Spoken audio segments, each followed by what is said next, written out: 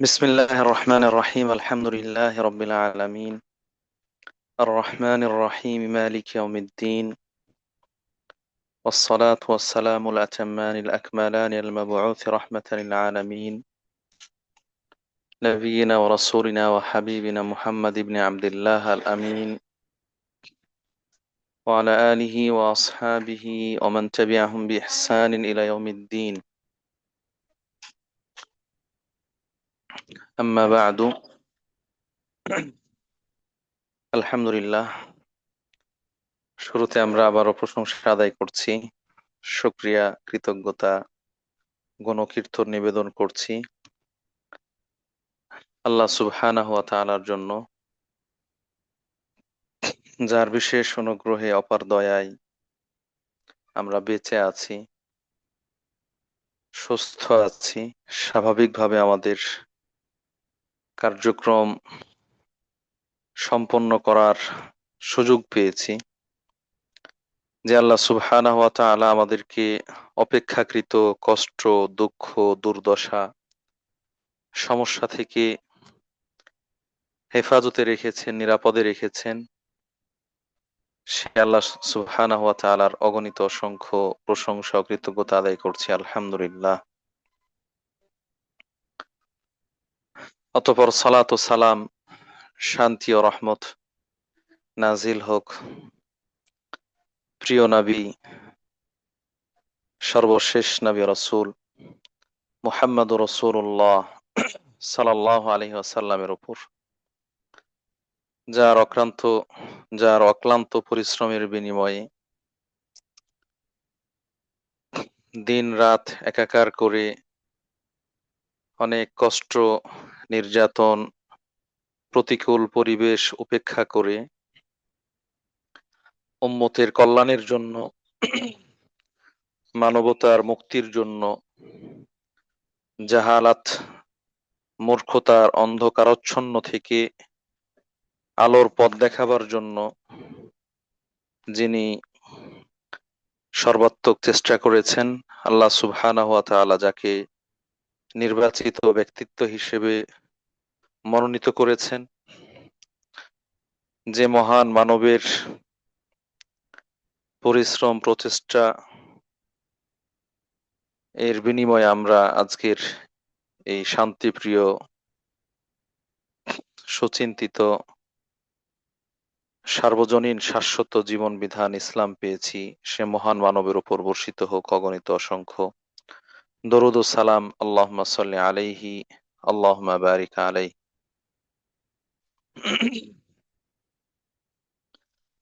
অতঃপর শান্তি ও রহমত বর্ষিত হোক তার পরিবার পরিজন, তার সঙ্গী সাথী এবং কিয়ামত পর্যন্ত একনিষ্ঠ প্রতিটি অনুসারী মুসলিম নরনারীর উপর। আমরা সকলে বলি আল্লাহুম্মা আমিন। সম্মানিত উপস্থিতি, কাছে দূরে, দেশে প্রবাসে, যে যেখান থেকে এসো আল্লাহর পথে কোরআনের আলোয় এই গ্রুপের আয়োজনে আজকের 84তম দারসুল ফিকহে জুমের মাধ্যমে সংযুক্ত সম্পৃক্ত হয়েছেন, শুরুতে সকলকে জানাচ্ছি আন্তরিক অভিনন্দন, শুভেচ্ছা ও মোবারকবাদ।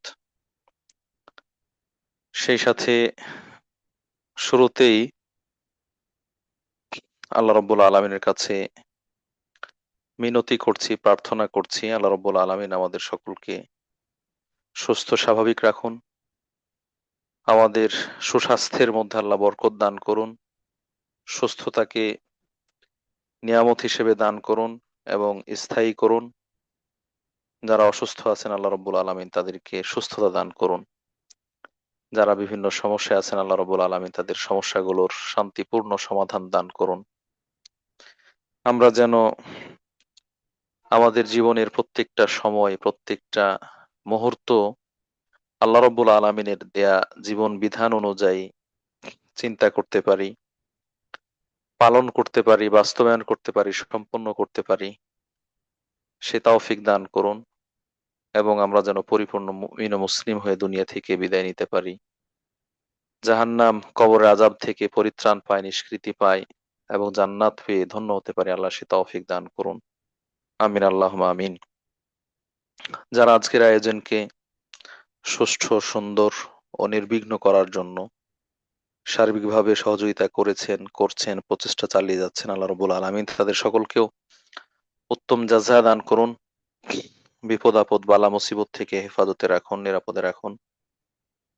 বিশেষ করে আমাদের এই গ্রুপের প্রধান অ্যাডমিন পরিচালক হাসিনা বিনতে হানিফা আপু, তার পারিবারিকভাবে বিভিন্ন ব্যস্ততার মধ্য দিয়ে সময় অতিবাহিত হচ্ছে। আল্লাহ রাব্বুল আলামিন তাকে উত্তম জাযা দান করুন। তার মেয়ে, জামাই, নতুন জামাই সহ তাদের দাম্পত্য জীবনে আল্লাহ বরকত দান করুন, কল্যাণ দান করুন। আমিন, আল্লাহ আমিন। সম্মানিত উপস্থিতি, ইতিমধ্যে আপনারা অবগত হয়েছেন আজকের 84তম দারসুল ফিকহে আমরা সালাত সংক্রান্ত সংশ্লিষ্ট কিছু গুরুত্বপূর্ণ মাসআলা মাসাইল সম্পর্কে আলোচনা করব ইনশাআল্লাহ। এবং শেষ দিকে একটু লম্বা উত্তর নেওয়ার চেষ্টা করব, যেহেতু গত সপ্তাহে আমরা প্রশ্নের উত্তর নিতে পারিনি। এজন্য এ সপ্তাহে একটু বেশি সময় ধরে আমরা প্রশ্ন উত্তর নেওয়ার চেষ্টা করব ইনশাআল্লাহ। আল্লাহ রাব্বুল আলামিন আমাদেরকে সঠিক, সহজ, সাবলীল, উপকারী জ্ঞান দান করুন। আল্লাহুম্মা আমিন। প্রিয় উপস্থিতি, আমরা বেশ কয়েক সপ্তাহ ধরে সালাতের আলোচনা করছিলাম, নামাজের আলোচনা করছিলাম। রাসূলুল্লাহ সাল্লাল্লাহু আলাইহি ওয়াসাল্লামের সালাত, তিনি কিভাবে সালাত আদায় করেছেন, করতে বলেছেন, সাহাবায়ে কেরাম কিভাবে আদায় করেছেন, সেই নিয়ম পদ্ধতিগুলো জানার চেষ্টা করছিলাম। যেহেতু এই সালাত হচ্ছে একজন মানুষ মুসলিম হওয়ার পরে, ইসলাম গ্রহণ করার পরে তার জীবনে সবচেয়ে বেশি গুরুত্বপূর্ণ ইবাদত, যেটি প্রতিদিন দিনে রাতে মোট 5 বার আদায় করতে হয়, যেটি মৃত্যুর আগ পর্যন্ত ছাড়ার কোনো সুযোগ নেই, আদায় করতেই হবে। এরকম গুরুত্বপূর্ণ ইবাদতটি যথা নিয়মে যথাযথভাবে আদায় হওয়া, এটাই বাস্তবতার দাবি। এবং আল্লাহ রাসূল সাল্লাল্লাহু আলাইহি সাল্লামও সে ব্যাপারে নির্দেশ প্রদান করেছেন, সল্লু কামা রাআইতুমুনি উসাল্লি, তোমরা সেভাবে সালাত আদায় করো যেভাবে আমাকে সালাত আদায় করতে দেখেছো। এজন্য আমরা বিস্তারিত আহ পুঙ্খানুপুঙ্খভাবে বিষয়গুলো উপস্থাপন করার চেষ্টা করছি, যেন সালাতের এই ফরজটি আমাদের থেকে কোনোভাবে হাতছাড়া না হয় এবং এর সওয়াব থেকে, প্রতিদান থেকে আমরা বঞ্চিত না হই, এবং আল্লাহর কাছে জবাবদিহিতার সময় যেন আমরা যথাযথভাবে এটার হিসাব উপস্থাপন করতে পারি। কেননা পরকালে এর সঠিক হিসাব উপস্থাপন করা বা করতে পারা, বা সালাতের হিসেব ঠিকঠাক মতো হওয়া, এটা সফলতার মানদণ্ড, এটা বিজয়ী হওয়ার, লাভবান হওয়ার মানদণ্ড। সেই হিসেবে এর ব্যাপারে আমাদের গুরুত্ব দেওয়া দরকার। গত আলোচনায় আমরা সালাতে মনোযোগী হওয়ার ব্যাপারে কিছু উপায়ের কথা বলেছিলাম। আজকে আমরা কিছু গুরুত্বপূর্ণ মাসালা নিয়ে আসব। সেগুলোর মাঝে প্রথমে যে বিষয়টি নিয়ে আসতে চাই সেটি হচ্ছে, যদি আমরা জামাতে সালাত আদায় করি আর সালাতের মধ্যে শুরু থেকে অংশগ্রহণ না করতে পারি, যেটাকে মাসবুক বলা হয়, কারো 1 রাকাত 2 রাকাত ছুটে গিয়েছে এরকম হয়, তাহলে তার ক্ষেত্রে স্পেশাল কিছু বিধান রয়েছে, সেগুলো বলার চেষ্টা করি। প্রথমত হচ্ছে মাসবুক, আমাদের অডিয়েন্সের বেশিরভাগই নারী। অনেকে হয়তো একাকী সালাত পড়েন, জামাতে পড়েন না, কিন্তু তারাবি, জুমা এবং কারো কারো পক্ষে 5 ওয়াক্ত সালাতে জামাতে যাওয়ার সুযোগ হয়।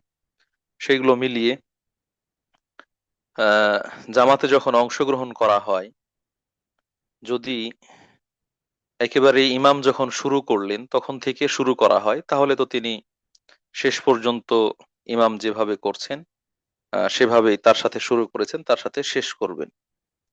অর্থাৎ আল্লাহু আকবার বলে শুরু করলেন এবং সালাম ফেরানোর মাধ্যমে শেষ করবেন, এটা হচ্ছে স্বাভাবিক প্রক্রিয়া।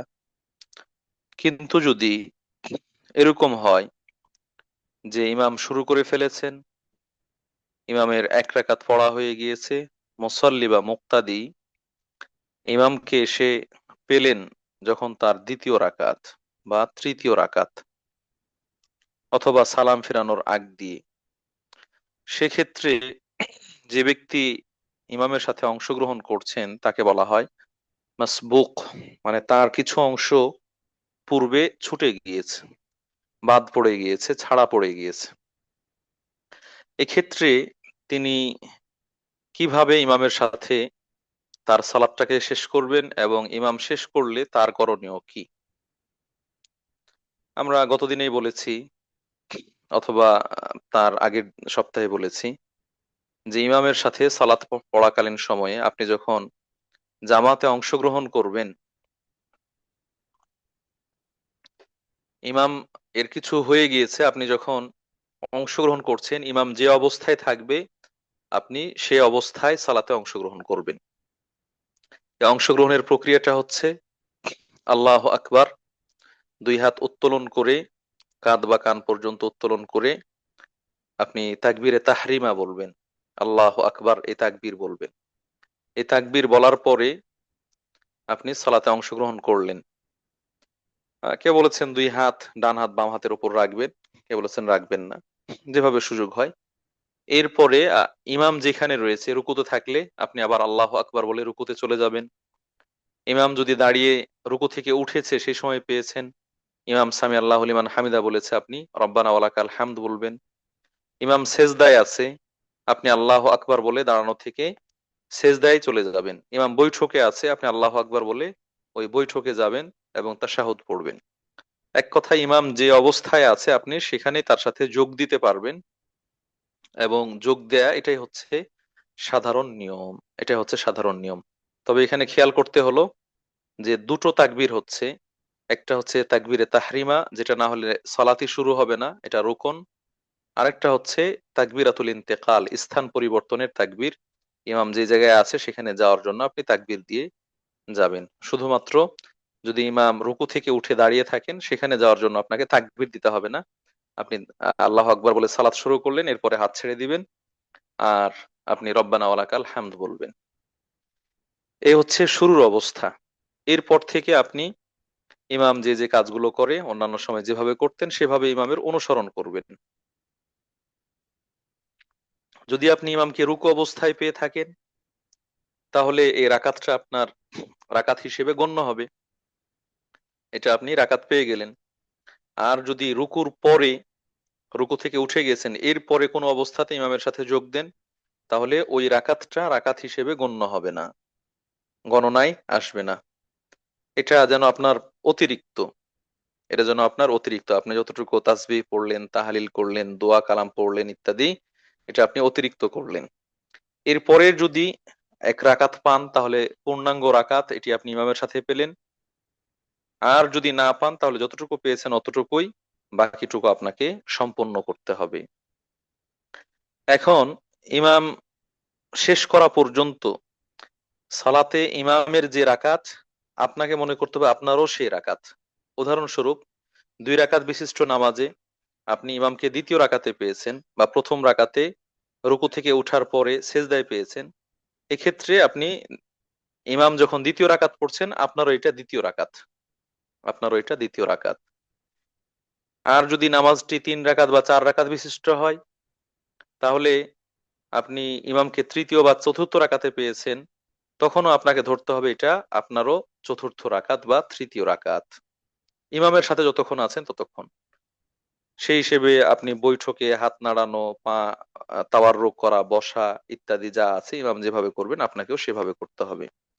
শুধুমাত্র শেষ বৈঠকে ইমাম যখন সালাম ফিরাবেন, আসসালামু আলাইকুম রহমতুল্লাহ, আসসালামু আলাইকুম রহমতুল্লাহ, আপনি এই সময়টাতে সালাম ফিরাবেন না, আপনি চুপ করে বসে থাকবেন বা দোয়া পড়তে থাকবেন। যখন ইমামের সালাম ফেরানো শেষ তখন আপনি তাকবীর বলে দাঁড়িয়ে যাবেন, তাকবীর বলে উঠে যাবেন, উঠে গিয়ে আপনার অবশিষ্ট রাকাতগুলো আপনি সম্পন্ন করবেন। এখানে সালাম ফেরানোর আগে যদি ইমাম সাজদায়ে সাহু করে আপনিও করবেন, আপনার ভুল হয়নি অথবা আপনি আসার পরে ভুল হয়নি, আগে ভুল হয়েছে কিন্তু ইমাম সাজদায়ে সাহু করছে, তাহলে আপনিও সেই সাহু সিজদা করবেন। এরপর যখন ইমাম সালাম ফিরবেন তখন আপনি বাকি রাকাত থেকে উঠবেন বা দাঁড়াবেন। এই ব্যাপারে স্পষ্ট হাদিস রয়েছে, বেশ কয়েকটি হাদিস আছে। যে হাদিসের শেষের অংশটুকু হচ্ছে, ফামা আদরাকতুম ফাসল্লু ওমা ফাতাকুম ফাতিম্মু, ফামা আদরাকতুম ফাসল্লু ওমা ফাতাকুম ফাকদু। দুই ভাবে এসেছে, তোমরা ইমামের সাথে যতটুকু পেলে ততটুকু পড়লে, আর ইমাম এর সাথে অংশগ্রহণের আগে যা ছুটে গিয়েছে সেটা তোমরা আদায় করে নিবে বা সেটা পূর্ণ করবে, সেটা আদায় করবে বা পূর্ণ করবে। যতটুকু বললাম এতটুকু মোটামুটি অনেকেরই জানা আছে, কিন্তু কনফিউশনটা তৈরি হয় পরবর্তী অংশগুলোতে, কারণ এখানে মাযহাবের ইমামদের কিছুটা মতনৈক্য রয়েছে সেই জায়গা থেকে। হাদিসের ভাষ্য কিন্তু এই দুটো, মানে হাদিসের ভাষাগুলো এই দুটো এসেছে, ওমা ফাতাকুম ফাতিম্মু ওমা ফাতাকুম ফাকদু। ইমাম এর সাথে যা ছুটে গিয়েছে সেটা তোমরা পূর্ণ করো অথবা কাজা করো, পূর্ণ করো বা কাজা করো। এখানে একদল বলছেন যে এখানে কাজা করার কথা বলা হয়েছে, অতএব কাজা হচ্ছে যেটা ছুটে গিয়েছে সেটাকে আদায় করা। আর আরেক দল বলছেন যে না, এখানে ফাকজু দ্বারা উদ্দেশ্য হচ্ছে ফাতিম্মু, পূর্ণ করো, যা শুরু হয়েছে, এটা শুরু হয়েছে তার ভিত্তি আছে, অতএব শেষ দিক সম্পন্ন করো। এভাবেই হাদিসের ভাষ্য অনুযায়ী বোঝা যায় যে যেটা শুরু করা হয়েছে সেটা শেষ করা। সেই হিসেবে ইমামের সাথে যখন ছিলেন এটা আপনার শেষ দিক ছিল, কিন্তু যখন সালাম ফিরিয়ে দিলেন ইমাম, তখন আপনাকে মনে করতে হবে ইমামের সাথে যা পড়েছেন এটা আপনার শুরুর দিকের, আপনার প্রথমের দিকের। আর যা ছুটে গিয়েছে এটা আপনার বাকি আছে, যা ছুটে গিয়েছে এটা আপনার বাকি আছে, অবশিষ্ট আছে। সেই হিসেবে বাকি 1 রাকাত থাক, 2 রাকাত থাক, 3 রাকাত থাক, আপনি সেটা সম্পন্ন করবেন, পূর্ণ করবেন।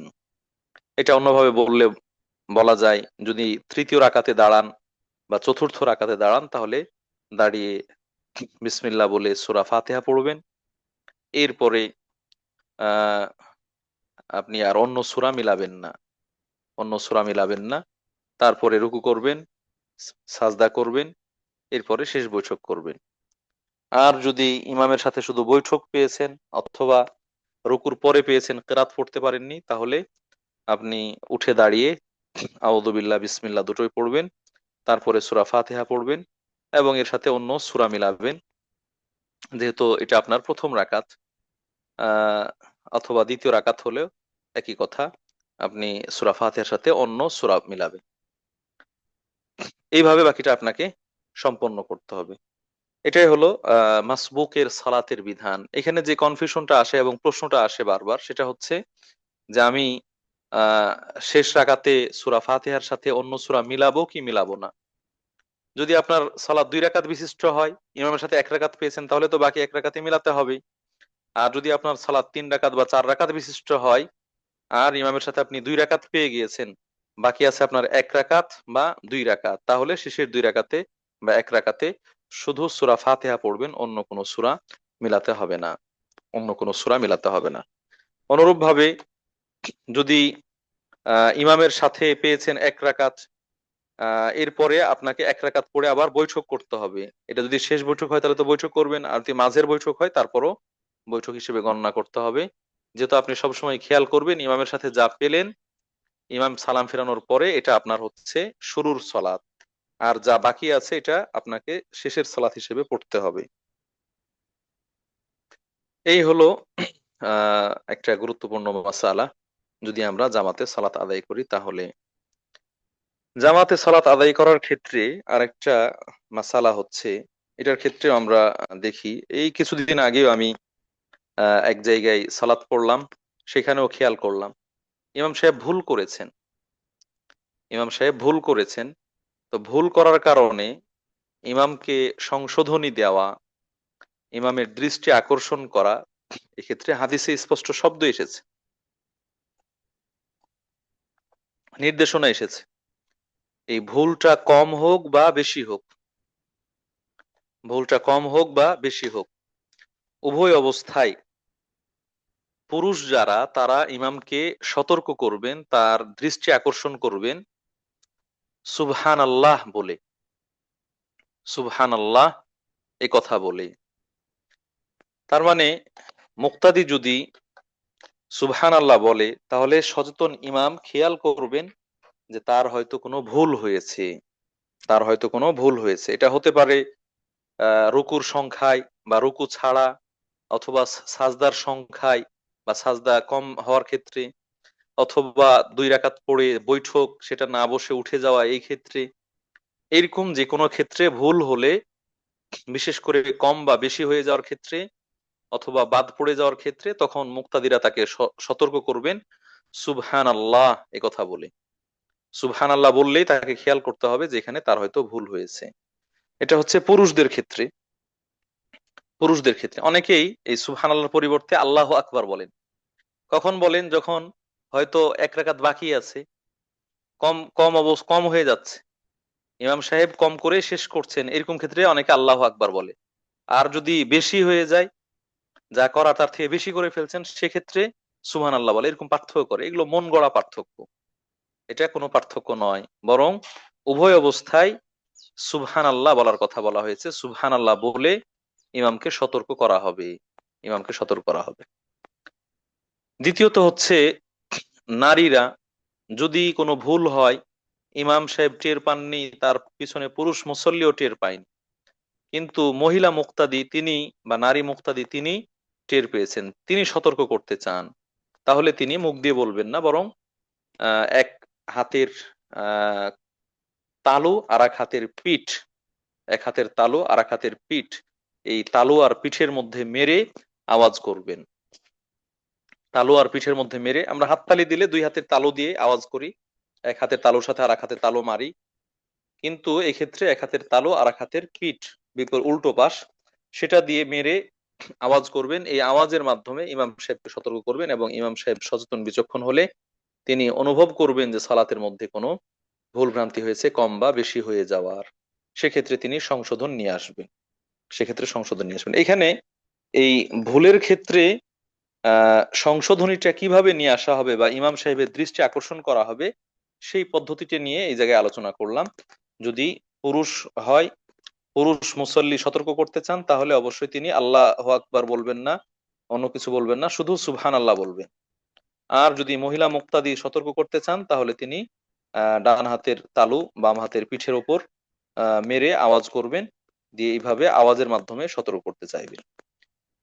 যদি ইমাম সাহেবের ভুল কেরাতের মধ্যে হয়, ইমাম সাহেবের ভুল যদি কেরাতের মধ্যে হয়, সূরা ফাতিহা শুরু করেছেন আলহামদুলিল্লাহ রাব্বিল আলামিন আর রহমানির রহিম মালিকি ইয়াউমিদ্দিন, এরপরে আর বলতে পারছেন না, মনে আসছে না, ইমাম সাহেব ভুলে গিয়েছেন, স্মৃতি বিভ্রাট হয়েছে, অথবা এই সূরাটা পড়েছেন কিন্তু অন্য সূরা শুরু করেছেন, হ্যাঁ, সূরা আহ তাবারাকাল্লাযী বিয়াদিহিল মুলক ওয়া হুয়া আলা কুল্লি শাইইন কাদির আল্লাযী খালাকাল মাউতা ওয়াল হায়াতা লিয়াবলুয়াকুম আইয়ুকুম আহসানু আমালা, এরপরে আর বলতে পারছেন না, এরপরে আর বলতে পারছেন না। তো এরকম যদি ইমাম আটকিয়ে যায়, কেরাতের মধ্যে ভুল হয়, তাহলে সেক্ষেত্রে সুবহান আল্লাহ অথবা আওয়াজ করা এরকম এরকম সংশোধনী নয়, বরং এক্ষেত্রে যদি কারো ওই সূরা মুখস্থ থাকে, তাহলে যে জায়গায় থেমে গিয়েছেন সেই জায়গায় সেই অংশটুকু তেলাওয়াত করলে, পিছনের মুক্তাদি যদি তেলাওয়াত করেন, তাহলে সেটা শুনে হয়তো ইমাম সংশোধন করে নিতে পারবেন। হ্যাঁ, মালিক ইয়াউমিদ্দিন ইয়াকা না'বুদু ওয়া ইয়াকা নাস্তাঈন, ইয়াকা না'বুদু উনি পড়বেন, তাহলে এটা আওয়াজ করে পড়বেন, তাহলে এটা শুনে ইমাম এটা কন্টিনিউ করতে পারবেন, পূর্ণ করতে পারবেন। আর যদি মুক্তাদির কারো মুখস্থ নাই, ইমামেও ভুলে ভুলে গিয়েছে, তাহলে সূরা ফাতিহা তো সূরা ফাতিহা পড়তেই হবে, সূরা ফাতিহা ছাড়া হবে না। অন্য সূরার ক্ষেত্রে, অন্য সূরার ক্ষেত্রে এবং সূরা ফাতিহা ভুলে যাওয়াটা এটা অস্বাভাবিক আর কি, খুব স্বাভাবিক নয়, কারণ বেশিরভাগ বা অধিকাংশ এর মুসল্লি এটা মনে থাকে, মুখস্থ থাকে। অন্য সূরার ক্ষেত্রে যদি ভুলে যান, না পারে, তখন সেক্ষেত্রে আহ যতটুকু পড়েছেন যদি এক আয়াত পরিমাণ হয়, অথবা ছোট্ট সূরার কিছু অংশ পড়েছেন, এরকম হয়, তাহলে ওইটাই সালাতের জন্য যথেষ্ট। কেউ আর সংশোধনী দিতে পারছে না, ইমামও আগাতে পারছে না, সেক্ষেত্রে তিনি আল্লাহ আকবার বলে আহ রুকুতে চলে যাবেন। আর যদি মনে করেন যে না, এটা বাদ দিয়ে অন্য কোনো সূরা পড়বেন, তাও পড়তে পারবেন। আটকে গিয়েছেন, 3 আয়াত পড়ার পরে আটকে গিয়েছেন, এখন আর আসছে না, উদ্দেশ্য হচ্ছে সালাত লম্বা করবেন সেই জায়গায়, তখন এটা বাদ দিয়ে অন্য যেটা মুখস্থ আছে সেটা পড়বেন, তাতে কোনো সমস্যা নেই। তাতে কোনো সমস্যা নেই, কিন্তু ভুল করলেই সূরা ইখলাস বলে তালকিন দিতে হবে, অথবা কেরাতে আটকে গেলে তার পরিবর্তে সূরা ইখলাস পড়তে হবে, কুল হুয়াল্লাহু আহাদ আল্লাহুস সামাদ, এমনটা প্রচলিত আছে অনেক জায়গায়। এটা ঠিক নয়, এটা ঠিক নয়। যদি অল্প স্বল্প না হয়, এক আয়াতও পড়েননি, দুই আয়াতও পড়েননি, বা একটা ছোট সূরার সমানও পড়েননি, তখন উনি ওই সূরার পরিবর্তে অন্য সূরা পড়বেন বা অন্য আয়াত পড়বেন, তাতে সমস্যা নেই। অথবা সূরা ইখলাস পড়বেন, তাও পড়তে পারেন, তাতে কোনো সমস্যা নেই। কিন্তু কেরাতে আটকে গেলেই তাকে সংশোধনের জন্য অথবা কাফফারা হিসেবে সূরা ইখলাস পড়তে হবে, এমনটা ঠিক নয়। সম্মানিত উপস্থিতি, এই হচ্ছে আরেকটি মাসআলা, যেটা ইমামের ভুল হলে তাকে সংশোধনী দেওয়া বা সতর্ক করার বিষয়গুলো সম্পর্কে। সালাতের মধ্যে আরেকটি গুরুত্বপূর্ণ মাসালা হচ্ছে সুজুদু তিলাওয়াতিল কোরআন। সুজুদু তিলাওয়াতিল কোরআন, কোরআনে কিছু আয়াত রয়েছে যে আয়াতগুলো তিলাওয়াত করলে সাজদা করা, আয়াতগুলো তিলাওয়াত করলে সাজদা করা এটা মুস্তাহাব। মুস্তাহাব যে আয়াতগুলোতে আল্লাহ রসুল সাল্লাহ আলাই সাল্লাম সাজদা করেছেন বা হাদিস দ্বারা প্রমাণিত, এরকম আয়াতগুলো যদি কেউ পাঠ করে বা তেলাওয়াত করে, তখন সাজদা করা, এটা সালাতের বাইরেও হতে পারে, সালাতের মধ্যেও হতে পারে, নামাজের ভিতরে হতে পারে, নামাজের বাইরেও হতে পারে। তো এরকম যদি কোনো আয়াত তেলাওয়াত করা হয়, তাহলে যে সেজদা করা হয় সেই সেজদাটাকে বলা হয় সুজুদ তিলাওয়াতিল কোরআন, অথবা তেলাওয়াতুল কোরআন তেলাওয়াতের সাজদা, কোরআন তেলাওয়াতের সাজদা। তো এটা বললাম যে সালাতের বাইরেও জায়েজ এবং সালাতের ভিতরেও জায়েজ, সালাতের ভিতরেও জায়েজ। এক্ষেত্রে যদি একাকী সালাত পড়েন তাও, আর যদি জামাতে সালাত পড়েন তাও, যে সকল স্থানগুলোতে আহ এই সাজদার আয়াত রয়েছে সেইগুলো তেলাওয়াত করে সাজদা করা, এটা হচ্ছে হাদিস দ্বারা প্রমাণিত। হাদিস দ্বারা প্রমাণিত মোটামুটি 14টা বা 15টা স্থান রয়েছে, 14টি বা 15টি স্থান রয়েছে যে স্থানগুলোতে এই তিলাওয়াতু সুজুদু তিলাওয়াতিল কোরআন বা কোরআন তেলাওয়াতের সাজদা রয়েছে। যেমন শেষ দিক থেকে যদি আমরা আসি, সূরা আলাকের মধ্যে রয়েছে, সূরা আলাক, ইকরা বিসমি রাব্বিক, ইকরা বিসমি রাব্বিকাল্লাযী খালাক, এই সূরার শেষ আয়াতের মধ্যে রয়েছে। অনুরূপভাবে তার আগে সূরা সম্ভবত এটা ইনশিকাক, ইদা সামাউ শাক্কাত, এই সূরা ইনশিকাকের মধ্যে রয়েছে। আহ, তারপরে তার আগে সূরা আহ, তার তার আগে অনেকটুকু আগে রয়েছে আর কি, অনেক অনেকগুলো সূরার মধ্যে রয়েছে, মোটামুটি 13 বা 14টা। আম্মা পাড়ার মধ্যে দুটো রয়েছে, একটা হলো সূরা আলাকের মধ্যে, আরেকটি হচ্ছে সূরা ইনশিকাক, এই দুটো সূরার মধ্যে। আর এদিকে রয়েছে সূরাতুস সাজদা, এই নামেই হামিমা সাজদা, এই সূরার নাম রয়েছে, সেখানে আছে। তারপরে আপনার সূরা বানী ইসরাইলে আছে, সূরা হাজ্জের মধ্যে আছে, আর অনেকগুলো সূরার মধ্যে এই সাজদার আয়াত রয়েছে। মূলত এই আয়াতগুলোতে যেখানে সাজদা করতে হয় বা করার অনুমতি রয়েছে, এগুলোতে যেন সাজদার নির্দেশনা রয়েছে, ওইখানে সাজদা করার নির্দেশনা এসে যে যে আয়াতটা তেলাওয়াত করছে সেখানে আছে এরকম যে ফাসজুদু, তোমরা সাজদা করো, অথবা ওয়াসজুদ, তুমি সাজদা করো, অথবা লিয়াসজুদু, তারা যেন সাজদা করে। এই যে নির্দেশনা এসেছে, সেই হিসেবে এটাকে আমলে পরিণত করার জন্য সাজদা করার কথা বলা হয়েছে, আমলে পরিণত করার জন্য সাজদা করার কথা বলা হয়েছে। সম্মানিত উপস্থিতি, আহ সেই হিসেবে এই জায়গাগুলোতে সাজদা করা এটা জায়েজ, এবং বললাম যে স্থানকাল পাত্রভেদে এগুলো মুস্তাহাব, হাদিস দ্বারা প্রমাণিত। এই 14 বা 15 জায়গায় এটা হাদিস দ্বারা প্রমাণিত।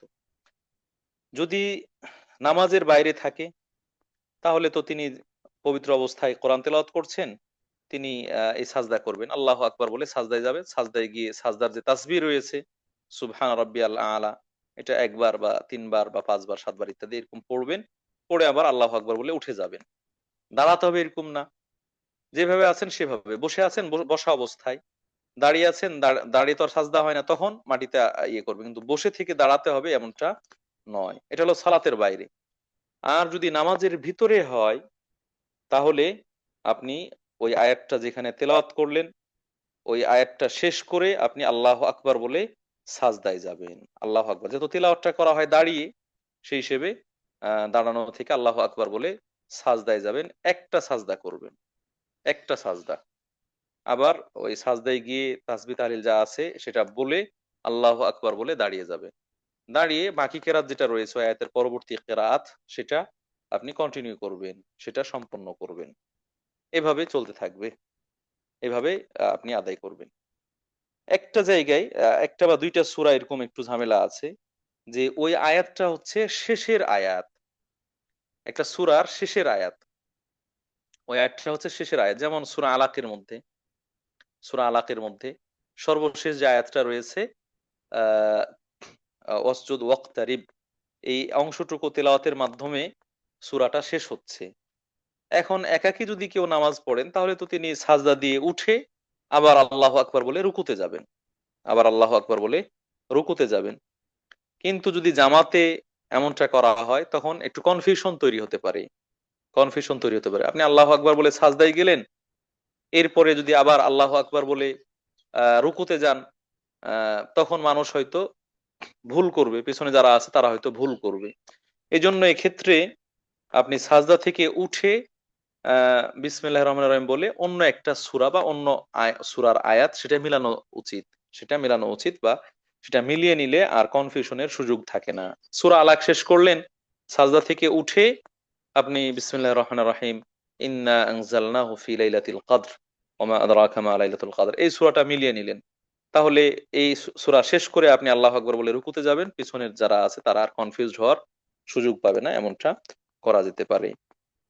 এইভাবেই এই সালাতের মধ্যে যদি আহ সুজুদু তিলাওয়াতিল কোরআন বা আহ সাজদা করার কোনো আয়াত চলে আসে, তাহলে সে আয়াত পড়ার পরে আপনি সাজদা করবেন। এটা হচ্ছে এই মাসালা বা নিয়ম। এই সাজদাটা করতেই হবে এরকম বাধ্যবাধকতা নেই, এটা করতে হবে এরকম বাধ্যবাধকতা নেই। কেউ বলেছেন এটা ওয়াজিব, ওয়াজিব নয়, এটা মুস্তাহাব, এটা হচ্ছে মুস্তাহাব, এটা প্রমাণিত।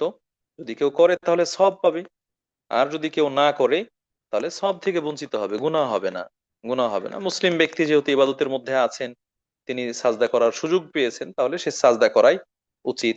আর যদি মনে করেন কেউ মুখস্থ পড়ছে, অজু নাই, তাহলে তো সাজদা করা বিব্রতকর, এবং এটা নিয়ে ইখতিলাফ রয়েছে অজু ছাড়া করা যাবে কি যাবে না। সেই হিসেবে তিনি সাজদা করতে ইতস্তত করছেন, না করলে সমস্যা নেই, সেক্ষেত্রে না করলে সমস্যা নেই, তিনি সব থেকে বঞ্চিত হলেন। তবে মুসলিম ব্যক্তি চেষ্টা করবেন বেশি বেশি আল্লাহকে সাজদা করার। যেহেতু সাজদার এটি জান্নাতে যাওয়ার আমলগুলোর মধ্যে একটি, জান্নাতে যাওয়ার আমলগুলোর মধ্যে একটি আমল বেশি বেশি সাজদা করা। আরেক অপর দিক হচ্ছে ইবলিস, যে সব সময় আক্ষেপ করে মাত্র একটা সাজদা না করার জন্য সে পথভ্রষ্ট হয়েছে, আল্লাহর রহমত থেকে বিতাড়িত হয়েছে, একটা সাজদা না করার জন্য। অতএব মুমিন ও মুসলিম ব্যক্তি চেষ্টা করবেন পারতপক্ষে সব সময় যখনই আয়াত তেলাওয়াত করেন তখন সেই সাজদা করার, যদি পরিস্থিতি সাজদা করার মতো থাকে তাহলে। সম্মানিত উপস্থিতি, আজকের যে মাসালাগুলো আলোচনা করব, এই মাসালাগুলোর মাঝে আরেকটি গুরুত্বপূর্ণ মাসালা হচ্ছে সুজুদুস সাহউই। সুজুদুস সাহউই, ভুলের সাজদা। ভুলের সাজদা, সালাতের মধ্যে যদি কোনো ভুল হয়ে যায় তাহলে সেই ভুলের জন্য সাজদা করা, যেটাকে সাজদায়ে সাহু বলি আমরা অনেকে। সাজদায়ে সাহু বা সাহু সিজদা, সাহু সিজদা এটা বলে থাকি। আসলে আরবি শব্দ সাহউন, সিন হা ওয়াও, সাহউন মানে হচ্ছে ভুল করা, ভুল করা, ভুলে যাওয়া, মানে ইচ্ছাকৃত ভাবে নয়, বরং ভুলবশত, আহ, বিস্মৃত হয়ে, মনে না থাকার কারণে কোনো কোনোটা ভুলে যাওয়া, কোনোটা ছুটে যাওয়া বা বাদ পড়া বা সন্দেহ তৈরি হওয়া, এরকম ভুল করার কারণে যে সাজদা করা হয় সেটাকে বলা হয় সুজুদুস সাহউই বা সাজদাতুস সাহু বা সাহু সিজদা, সাহু সিজদা। সম্মানিত উপস্থিতি, এই সাহু সিজদার ব্যাপারে আমরা অনেকগুলো প্রশ্ন পাই, অনেক সময় জিজ্ঞাসা করেন, এবং এটা একটু মানুষের কাছে জটিলও বটে, এটা একটু জটিলও বটে। তো এখানে আহ ভুলের কারণে যেই সাজদা করা হয়, তো এই ভুলটা দুই ধরনের হতে পারে। ভুলটা দুই ধরনের হতে পারে। একটা হচ্ছে সালাতের কোনো কাজ বাড়িয়ে দেওয়া, বৃদ্ধি করে ফেলা, যতটুকু করা তার থেকে বেশি করে ফেলা, এই কারণে ভুল হতে পারে। অথবা আরেকটা হচ্ছে নামাজের কোনো কাজকে কমিয়ে দেয়া, যতটুকু করার কথা অতটুক না করা, যতটুকু করার কথা অতটুক না করা। এই বাড়িয়ে দেয়া, বৃদ্ধি করা, অথবা কমিয়ে দেয়া, কমিয়ে ফেলা, এই উভয় ভুলের কারণে সাজদা সাহু এর বিষয়টি এসেছে। তবে এখানে জানার দরকার যে আহ কোন ধরনের ভুলের ক্ষেত্রে সাজদা সাহু প্রযোজ্য, এবং এটা ওই ভুলের জন্য কাফফারা হিসেবে ভূমিকা রাখবে, ভুলের জন্য কাফফারা হিসেবে ভূমিকা রাখবে। সম্মানিত উপস্থিতি, যদি কোনো ব্যক্তি ইচ্ছাকৃতভাবে ইচ্ছাকৃতভাবে জেনে শুনে ইচ্ছা করে কোনো রোকন ছেড়ে দেয়, কোনো রোকন ছেড়ে দেয়, বাদ দিয়ে দেয়, তাহলে ওই ব্যক্তির নামাজ হবে না। তাহলে ওই ব্যক্তির নামাজ হবে না, সালাত বাতিল হয়ে যাবে। আমরা আগে আলোচনা করেছি সালাত ভঙ্গের কারণ সমূহ, সেখানে বলেছি। এবং রোকন কোন কোন জিনিসগুলো, সেগুলো আমরা একেবারে নাম্বারিং করে 1 2 3 এভাবে আলোচনা করেছি। তো এরকম রোকন জাতীয়, মানে একেবারে ফান্ডামেন্টাল, একেবারে মৌলিক কোনো বিষয়, এইগুলোকে যদি বাদ দেয়া হয় ইচ্ছাকৃতভাবে, তাহলে তার সালাত হবে না, নামাজ বাতিল হয়ে যাবে, তার নামাজ বাতিল হয়ে যাবে। যেমন রুকুনের মধ্যে হচ্ছে তাকবীরে তাহরিমা, আল্লাহ আকবার বলে সালাত শুরু করা। রুকুনের মধ্যে হচ্ছে সূরা ফাতিহা পড়া। রুকুনের মধ্যে হচ্ছে দাঁড়িয়ে সালাত পড়া, যে দাঁড়িয়ে সালাত করতে সক্ষম ফরজ সালাতের মধ্যে। রুকুনের মধ্যে হচ্ছে রুকু করা। রুকুনের মধ্যে হচ্ছে আহ রুকু থেকে দাঁড়ানো, এটা কেউ বলেছেন, এবং কেউ বলেছেন যে আল ইতিদাল, এই জায়গায় সোজা হয়ে ধীর স্থির ভাবে দাঁড়ানো, এটা হচ্ছে রুকুন। এরপরে হচ্ছে সাজদা করা, দুই সাজদার মধ্যে বসা। তারপরে হচ্ছে শেষ বৈঠক করা, শেষ বৈঠকে তাশাহুদ পড়া, সালাম ফেরানো। এই কাজগুলো হচ্ছে মোটামুটি সর্বসম্মতিক্রমে রুকন, সর্বসম্মতিক্রমে রুকন। এবং এটা ধারাবাহিকভাবে আদায় করা, যে কাজগুলো বললাম এগুলো আগেরটা আগে পরেরটা পরে, এইভাবে আদায় করা, এগুলো হচ্ছে রুকন। এরকম কোনো কাজ যদি কেউ, কোনো ব্যক্তি ইচ্ছাকৃতভাবে ছেড়ে দেয়, তাহলে তার নামাজ হবে না, নামাজ বাতিল হয়ে যাবে। দ্বিতীয় অবস্থা হচ্ছে যে ইচ্ছাকৃতভাবে ছাড়েননি, ইচ্ছাকৃতভাবে ছাড়েননি, ভুলবশতই এই রুকুন পর্যায়ের কোনো কাজ ছুটা পড়েছে, বাদ পড়ে গিয়েছে। মনে করুন প্রত্যেক রাকাতে দুটো সাজদা করতে হয়, কিন্তু তিনি একটা সাজদা করেছেন, আর একটা সাজদা না করেই দ্বিতীয় রাকাতের জন্য দাঁড়িয়ে গিয়েছেন। এটা ভুলবশত হয়ে গিয়েছে, এটা ভুলবশত হয়ে গিয়েছে, তিনি দাঁড়িয়ে গিয়েছেন। দাঁড়ানোর পরে, দাঁড়ানোর পরে তার কাছে মনে হয়েছে, একেবারে সোজা হয়ে দাঁড়িয়ে কেরাত শুরু করেছেন, তখন তার কাছে মনে হয়েছে আরে আমি না একটা সাজদা করেছি, দুইটা সাজদা তো করিনি, একটা সাজদা করেছি। এই ক্ষেত্রে এই ব্যক্তির এটা ভুলবশত একটা রোকন ছুটে গেল, একটা রোকন ছুটে গেল।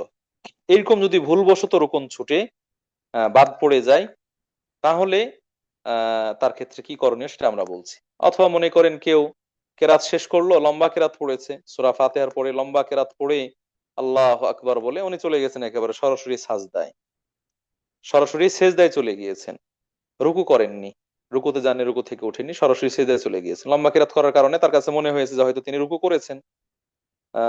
বিশেষ করে কিয়ামুল লাইলে এই বিষয়গুলো হয় আর কি, যখন একাকী তাহাজ্জুদ পড়েন সেই সময়গুলোতে। তো এমনটা করার কারণে তার কি হলো, রুকু, এটা একটা রুকন ছিল, মৌলিক বিষয় ছিল, সেটা বাদ পড়ে গেল। সেজদায় দুই সেজদা দেওয়ার পরে বা এক সেজদা দেওয়ার পর তার মনে হলো আরে আমি তো রুকু করিনি, আমি তো রুকু করিনি। তাহলে এক্ষেত্রেও রুকন ভুলবশত বাদ পড়ে গেল, ভুলবশত বাদ পড়ে গেল। এই ধরনের যদি রোকন ছুটে যায়, তাহলে যেই রোকনটা ছুটেছে আগে সেই রোকনটা আদায় করতে হবে। সেই রোকনটা আদায় করতে হবে, সেই রোকনটা আদায় না করা পর্যন্ত সালাত হবে না, সালাত হবে না। এরপরে শেষে গিয়ে দুটো সাজদা করতে হবে, যেটাকে সাও সাজদা বলে। আমরা সেই নিয়মটা পরে বলবো কিভাবে সাজদা করবে। বাকি অবস্থাটা বোঝানোর চেষ্টা করছি যে যদি সালাতের মধ্যে কোনো রুকন ইচ্ছাকৃত ছুটে ছেড়ে দেয়, বাদ দেয়, তাহলে সালাতই হবে না, নামাজ বাদ হয়ে যাবে, তাকে আবার নতুন করে শুরু করতে হবে। আর যদি অনিচ্ছাকৃত ভাবে ছুটে যায় তাহলে, বা ভুলবশত ভাবে ছুটে যায়, তাহলে তাকে সেটি আদায় করতে হবে। এরপরে শেষে গিয়ে সাজদায় সাহু করতে হবে, দুটো সাজদা করতে হবে। এটা সালাম ফেরানোর আগে বা পরে, আমরা শেষে বিস্তারিত বলছি ইনশাআল্লাহ। এখন আসুন যে এই রুকনটা কিভাবে আদায় করবে, এই রুকনটা কিভাবে আদায় করবে। যদি আপনি শেষ বৈঠকে বসেছেন, তখন আপনার মনে হয় যে আহ কোনো রোকন ছুটে যাওয়ার ব্যাপারে, কোনো রোকন ছুটে যাওয়ার ব্যাপারে, তাহলে যদি ওই বৈঠকে বসা অবস্থায় আপনি সেই রুকনটা আদায় করতে সক্ষম হন, তাহলে সেটা আদায় করে নেবেন। এরপরে বাকি কাজগুলো সম্পন্ন করে আপনি শেষে এই সাও সেজদা করবেন। আর যদি বৈঠকে বসে সেটা রিকভার করা সম্ভব না হয়, ওটা আদায় করা সম্ভব না হয়, তাহলে ওই রাকাতটা বাদ যাবে। যে রাকাতের রোকনটা ছুটে গিয়েছে ওই রাকাতটা বাদ যাবে। অন্য কাজগুলো করেছেন সেটা ফাও, অতিরিক্ত। হ্যাঁ, এটা তখন আর গণ্য হবে না, ওই রাকাতটা বাদ দিয়ে নতুন একটা রাকাত সম্পন্ন করতে হবে। যেমন বৈঠকে বসা অবস্থায় আপনি আহ মনে হলো যে প্রথম রাকাতে একটা সাজদা করেছি আর একটা সাজদা বাকি আছে, একটা সাজদা করেছি আর একটা সাজদা বাকি আছে, তাহলে আপনি তো বসে বসে সাজদাটা দিতে পারবেন, বসে বসে সাজদাটা দিতে পারবেন। সেক্ষেত্রে আপনি আল্লাহ আকবার বলে একটা সাজদা দিবেন, দেওয়ার পরে বাকি যে তাশাহুদ, বৈঠক ইত্যাদি রয়েছে সেগুলো সম্পন্ন করবেন। অথবা শেষ রাকাতের সাজদা ছুটে গিয়েছে, সেক্ষেত্রে আপনি এক সাজদা দিয়ে বৈঠকে বসে গিয়েছেন, তখন আরেকটা সাজদা দিয়ে যখন মনে হলো তখন আপনি আরেকটা সাজদা দিয়ে বাকিগুলো সম্পন্ন করে শেষে সালাম ফিরাবেন। কিন্তু মনে করেন যে প্রথম রাকাতে রুকু ছুটে গিয়েছে, একটু আগে যেভাবে আমরা বললাম, রুকু ছুটে গিয়েছে, বসে বসে তো আর রুকু দেওয়া যাবে না। এই জন্য আপনাকে ওই প্রথম রাকাতটা গণনা থেকে বাদ দিতে হবে। দ্বিতীয় রাকাতটা আপনার প্রথম রাকাত, এরপরে তৃতীয় রাকাতটা আপনার দ্বিতীয় রাকাত, এরপরে চতুর্থ রাকাতটা আপনার তৃতীয় রাকাত, আর যেটা বাদ পড়েছে এটা এখন আপনি আরেকটা রাকাত হিসেবে আদায় করবেন, স্বয়ংসম্পূর্ণ একটা রাকাত হিসেবে আদায় করবেন। বসা আছেন, বসা থেকে দাঁড়িয়ে আপনি কেরাত পড়বেন, সূরা ফাতিহা পড়বেন, কেরাত পড়বেন, এরপরে রুকু করবেন, এরপরে সাজদা করবেন, তারপরে আপনি বৈঠকে বসবেন। এইভাবে হচ্ছে যে রুকন ছুটে যায় সে রুকনটাকে রিকভার করার বা আদায় করার পদ্ধতি। এভাবে আপনি সেটা আদায় করবেন। এরপরে যখন সালাম ফেরাবেন, সেই সালাম ফেরানোর আগে আল্লাহ আকবার বলে এক সেজদা, আবার আল্লাহ আকবার বলে আরেক সেজদা দিয়ে তারপরে আপনি ডানে এবং বামে সালাম ফিরিয়ে দিবেন। সাজদা দেওয়ার পরে আবার বৈঠকে বসে দোয়া পড়তে হবে এরকম নয়, বরং আপনি সালাম ফিরিয়ে দিবেন ডানে এবং বামে। এইভাবে হচ্ছে যদি কারো অনিচ্ছাকৃত বা ভুলবশত রোকন ছুটে যায়, তাহলে সেক্ষেত্রে এই সাহু সিজদা বা সাজদাতুস সাহু করার পদ্ধতি। এখানে ইসলামের যে দর্শন, হাদিসের মধ্যে এসেছে আর কি, স্পষ্ট হাদিস এসেছে, সহিহ মুসলিমের হাদিস। আপনি যখন, আপনি তো নামাজটা যথা নিয়মে পড়ার কথা ছিল, একেবারে প্রপারলি, প্রপারলি যেভাবে বর্ণিত হয়েছে সেভাবে, কিন্তু আপনার ভুল হয়ে গেল, শয়তান আপনাকে ভুলিয়ে দিয়েছে, ভুলিয়ে দিয়েছে, শয়তান আপনাকে ভুলিয়ে দিয়ে আপনার ক্ষতি করার চেষ্টা করেছে, আপনাকে সব থেকে বঞ্চিত করার চেষ্টা করেছে। কিন্তু দেখেন, ইসলামী শরীয়ত শয়তানকে হতাশ করার জন্য এই বিধান দিয়েছেন। আপনি মাত্র দুটো সাজদা করে আপনার যে ভুল হয়েছিল সেই ভুলের ঘাটতিটা পূরণ হয়ে যাবে, এটা যেন কাফফারা হয়ে যাবে। আপনি ভুল হয়ে যাওয়ার কারণে যে কমতি এসেছিল, যে ঘাটতি এসেছিল, সেই ঘাটতিটা এই দুই সাজদার মাধ্যমে পরিপূর্ণ হয়ে যাবে, দুই সাজদার মাধ্যমে পরিপূর্ণ হয়ে যাবে, আর কোনো ঘাটতি থাকবে না। সুবহানাল্লাহ, এটা আল্লাহ রাব্বুল আলামিনের পক্ষ থেকে বিশেষ দয়া, বিশেষ দয়া। এটা হলো যদি রুকন ছুটে যায় ইচ্ছাকৃত বা অনিচ্ছাকৃত, সেক্ষেত্রে তার নিয়ম।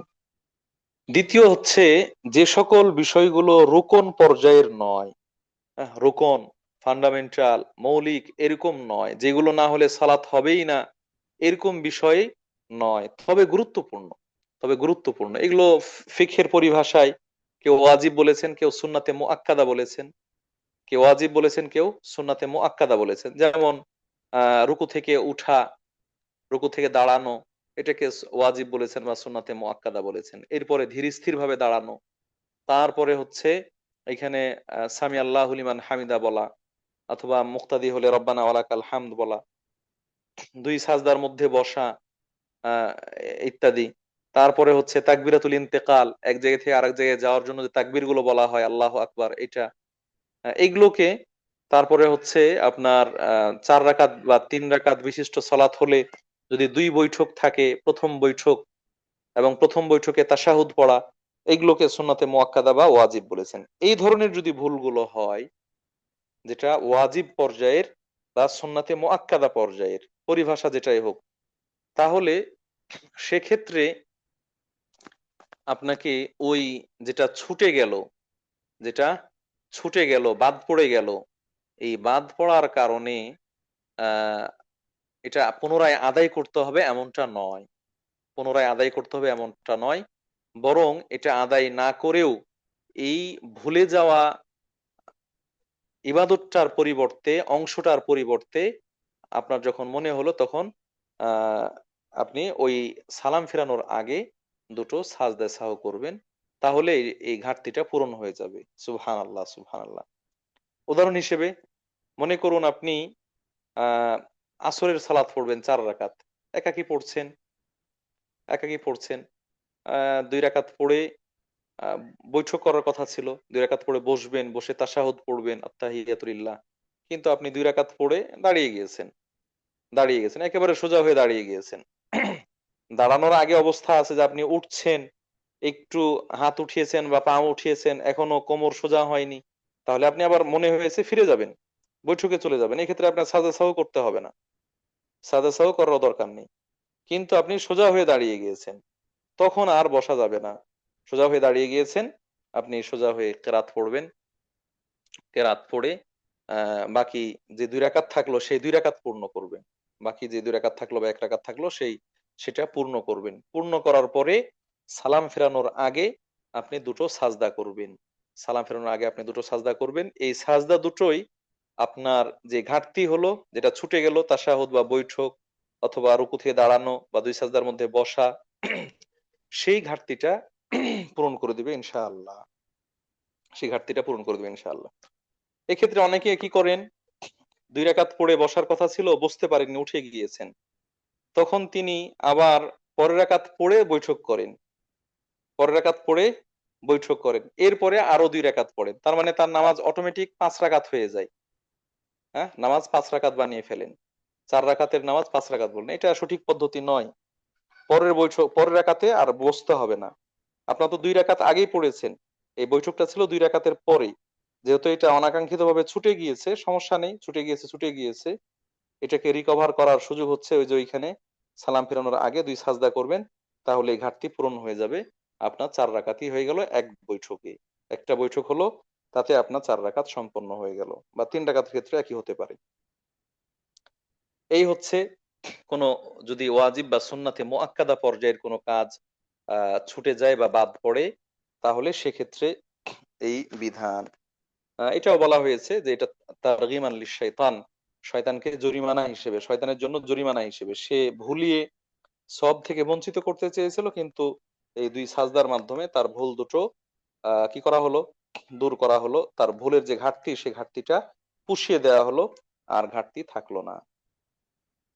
সম্মানিত উপস্থিতি, এটা তো আমরা কমের ক্ষেত্রে বললাম, যদি কম হয় তাহলে এমনটা, কেউ বেশি করে ফেলেছে, ইচ্ছাকৃতভাবে কেউ বেশি করে ফেলেছে, যেমন 2 সাজদার জায়গায় ভুলবশত 3 সাজদা দিয়েছে, ভুলবশত 3 সাজদা দিয়েছে, তাহলে সেক্ষেত্রে তিনি কি করবেন, এই যে বাড়তি করে ফেললেন, যতটুকু করার কথা ছিল অতটুকু না করে তিনি বেশি করে ফেললেন, যদিও সাজদা দেওয়া ভালো, কিন্তু এই জায়গায় তো ভালো না, যে জায়গায় যতটুকু নিয়ম সেই জায়গায় তার থেকে বেশি করা এটা অনিয়ম, সেই হিসেবে তিনি বেশি করে ফেলেছেন, বাড়তি করে ফেলেছেন। এই জন্য তিনি কি করবেন, এই ভুলের জন্য সালাম ফেরানোর আগে দুটো সাজদা করবেন, যে সাজদা দুটো হচ্ছে সাজদাতুস সাহু বা সাহু সিজদা। সম্মানিত উপস্থিতি, এইভাবেই কম বা বেশির কারণে কোনো আহ, আপনার কি বলছে ওয়াজিব বা সুন্নাতে মুআক্কাদা পর্যায়ের বিষয় ছুটে যাওয়ার কারণে যে সাজদা করা হয় সেই সাজদাটাকে এই নিয়মে আদায় করবেন। এখন আচ্ছা, এই এই দুটো বিষয় আমরা পেলাম, একটা হচ্ছে কমের কারণে আর একটা হচ্ছে বেশির কারণে। তাসবিহ গুলো, তাসবিহ ৩, ৫, ৭, ৯, ১১ বেজোড় সংখ্যক বলা, বিশেষ বিশেষ করে রুকু এবং সাজদায়, অথবা দোয়ার ক্ষেত্রে যেই দোয়াগুলো বলতে বলা হয়েছে সেগুলো বলা বা সেটা ডাবল করে বলা, সেগুলোর ক্ষেত্রে সমস্যা নেই ইনশাআল্লাহ। কিন্তু যেগুলো গুরুত্ব দিয়ে বলা হয়েছে তারপরও ছুটে যায়, দুই সাজদার মধ্যে দোয়া, এটা কেউ সুন্নাতে মুআক্কাদা বলেছেন, অথবা শেষ বৈঠকে আপনার ওই যে ইস্তিআযা করা, আল্লাহুম্মা ইন্নী আউযু বিকা মিন আযাবিল কবর ইত্যাদি, এগুলো যদি ছুটে যায় তাহলে সেগুলোর ক্ষেত্রে সাজদা সাহু করার কথা বলেছেন, সেই ঘাটতিটা পুষিয়ে যাবে। এটা যদি কেউ বেশি বলে ফেলেন, অথবা এরকম হয় যে একটার জায়গায় আরেকটা বলে ফেলেছেন, রুকুতে সুবহান রব্বিয়াল আজিম বলার কথা সুবহান রব্বিয়াল আজিম না বলে বলেছেন সুবহান রব্বিয়াল আলা, আর সাজদায় গিয়ে বলছেন সুবহান রব্বি আলা আজিম। এরকম যদি হয়, এই ধরনের ভুলের ক্ষেত্রেও একই অবস্থা। আর যদি এরকম হয় যে রুকুতে সুবহান রব্বিয়াল আলা বলেছেন, এরপরে সুবহান রব্বিয়াল আজিমও বলেছেন, তো সুবহান রব্বিয়াল আজিম এটা তো যথাযুক্ত হলো, কিন্তু সুবহান রব্বিয়াল আলা বলে ফেললেন, বলছেন এগুলোর ক্ষেত্রে সমস্যা নেই। ওই জায়গার যেটা সেটা যদি বলেন তাহলে অন্য জায়গাটা বলার কারণে সমস্যা হবে না। আর যদি ওই জায়গার যেটা সেটা না বলে অন্যটা বলেন, ওই জায়গাটা ওইখানে বললেনই না, তাহলে সেক্ষেত্রে আপনি সাজদা সাহু করবেন, তাহলে আশা করা যায় সেই ঘাটতিটা পূরণ হয়ে যাবে ইনশাআল্লাহ। আচ্ছা, এই উভয় অবস্থায় সাজদাটা কখন করবেন, সাজদাটা কখন করবেন? সাজদাটা আসলে এই সাহু সাজদা করাটা আহ এর স্থান হচ্ছে শেষ বৈঠকে, এর স্থান হচ্ছে শেষ বৈঠকে, সালাম ফিরানোর আগে অথবা সালাম ফিরানোর পরে। হাদিসে দুই ভাবে এসেছে, হাদিসে দুই ভাবে এসেছে। কখনো কখনো আল্লাহ রাসূল সাল্লাল্লাহু আলাইহি সাল্লাম ভুলের কারণে সালাম ফিরানোর আগে দুই সাজদা করেছেন, সাজদা করে তারপরে ডানে বামে সালাম ফিরিয়েছেন। আবার কোন কোন হাদিস এসেছে আল্লাহ রাসূল সাল্লাল্লাহু আলাইহি সাল্লাম আহ সালাম ফিরিয়ে দিয়েছেন, বৈঠকে তাশাহুদ পড়ে, দরুদ পড়ে, অন্যান্য দোয়া পড়ে সালাম ফিরিয়েছেন, সালাম ফিরানোর পরে আবার আল্লাহু আকবার বলে সাজদা করেছেন, আল্লাহু আকবার বলে উঠেছেন, বসেছেন, এরপর আবার সাজদা করেছেন, আবার উঠেছেন, উঠে আবার সালাম ফিরিয়েছেন, উঠে আবার সালাম ফিরিয়েছেন। তাহলে যদি আপনি মেইন যে সালাম, প্রধান সালাম, সেই সালাম ফিরানোর পরে করেন তাহলে সাজদা করে আবার সালাম ফিরাবেন। আর যদি মেইন সালামের আগেই আপনি সাজদা করেন তাহলে তো ওই এক সালামই যথেষ্ট, ডানে এবং বামে সালাম ফিরালেন সেটাই যথেষ্ট। তবে আল্লাহ রসুল সাল্লাহ আলাই সাল্লাম জীবনের শেষ দিকে, জীবনের শেষ দিকে ভুলের জন্য যে সাজদা করেছেন সেই সাজদাটা ছিল সালাম ফেরানোর আগে, সালাম ফেরানোর আগে। কেউ পার্থক্য করেছেন, যদি কমের জন্য হয় তাহলে সালাম ফেরানোর আগে, বেশির জন্য হয় তাহলে সালাম ফেরানোর পরে। কোন কোন ইমাম বলেছেন যে আল্লাহ রাসূল যেই ভুলের জন্য যে জায়গায় যেভাবে সাজদা করেছেন ওই ভুলের জন্য ওইভাবে, আর অন্যান্য ক্ষেত্রে সালাম ফেরানোর আগে। কেউ বলেছেন সর্বাবস্থায় সালাম ফেরানোর আগে, কেউ বলেছেন সর্বাবস্থায় সালাম ফেরানোর পরে। এইভাবে ইমামদের মতনৈক্য রয়েছে। তবে আমরা যেটা বললাম এটা মোটামুটি অথেন্টিক আর কি, সবগুলো দলিলকে এক জায়গায় করে বলা যে আগে পরে দুটোই জায়েজ। আপনি সালাম ফেরানোর আগেও পড়তে সাজদা দিতে পারেন, সালাম ফেরানোর পরেও সাজদা দিতে পারেন। তবে আল্লাহ রাসূল সাল্লাল্লাহু আলাইহি ওয়াসাল্লামের জীবনের শেষ দিকের আমল ছিল তিনি সালাম ফেরানোর আগে দুটো সাজদা সাহু করেছেন, এরপরে সালাম ফিরিয়েছেন, ভুলের জন্য এরপরে সালাম ফিরিয়েছেন। সম্মানিত উপস্থিতি, এইখানে মোটামুটি দুটো দিক আমরা বললাম, একটা হচ্ছে কম অথবা বেশি এর ভুলের কারণে সাজদা সাহু করা। আরেকটা বিষয় আছে যে কারণে সাজদা সাহু করতে হয়, সেটাও ভুল, তবে ভুলটা হচ্ছে সন্দেহজনিত কারণে, সন্দেহজনিত কারণে, হ্যাঁ, শাক যেটাকে বলা হয়। তার মানে সাজদা সাহু করার মূলত তিনটি কারণ, সাজদা সাহু করার মূলত তিনটি কারণ। একটা হচ্ছে ভুলবশত কম করে ফেলা, বাদ দিয়ে দেওয়া। আরেকটা হচ্ছে ভুলবশত বেশি করে ফেলা। আরেকটা হচ্ছে দ্বিধাদ্বন্দ্বের মধ্যে পড়ে যাওয়ার কারণে, সন্দেহের মধ্যে পড়ে যাওয়ার কারণে, এই যে সন্দেহের মধ্যে পড়ে যাওয়ার কারণে যে ভুল হয়, অথবা এই সন্দেহে দোদুল্যমান থাকার কারণে সালাতের মধ্যে যে ঘাটতি হয়, সেই ঘাটতির জন্য কিন্তু সাজদা সাহু করতে হয়।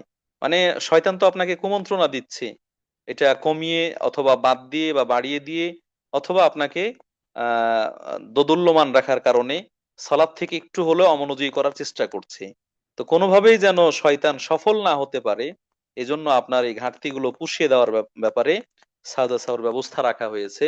আল্লাহ তাআলা সে ব্যবস্থা রেখেছেন, এর মাধ্যমে সেই ঘাটতিটা পুষিয়ে যাবে। আচ্ছা, সালাতের মধ্যে সন্দেহটা কিভাবে হয় এবং সেক্ষেত্রে করণীয় কি, সে বিষয়টা আমরা বলি। এই সন্দেহটা হয় দুই ক্ষেত্রে। সন্দেহটা হয় দুই ক্ষেত্রে, মূলত আর কি, মূলত একাধিক বিষয় হতে পারে। যারা তো সন্দিহান, তাদের সন্দেহ বেশি, খুঁতখুঁতে বেশি, তাদের তো বিভিন্ন বিষয় হবে, কিন্তু মূলত দুটো বিষয় হতে পারে।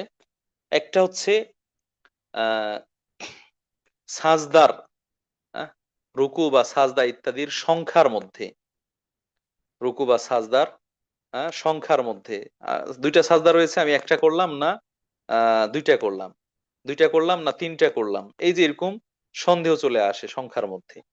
আরেকটা হচ্ছে রাকাত সংখ্যার মধ্যে, আরেকটা রাকাত সংখ্যার মধ্যে, আরেকটা হলো রাকাত সংখ্যার মধ্যে। আমি 2 রাকাত সালাত পড়ার জন্য দাঁড়িয়েছি, 1 রাকাত পড়ার পরেই মনে হচ্ছে এটা কি 1 রাকাত না 2 রাকাত, এরকম সন্দেহ। 2 রাকাতের ক্ষেত্রে খুব কম হয়, যখন 2-এর বেশি হয় তখন এই সন্দেহগুলো বেশি আসে, বিশেষ করে 3 রাকাত বা 4 রাকাতের ক্ষেত্রে। হ্যাঁ, তৃতীয় রাকাতে গিয়ে সন্দেহ হচ্ছে এটা কি তৃতীয় রাকাত না চতুর্থ রাকাত, অথবা চতুর্থ রাকাতে গিয়ে সন্দেহ হচ্ছে এটা কি তৃতীয় রাকাত নাকি চতুর্থ রাকাত।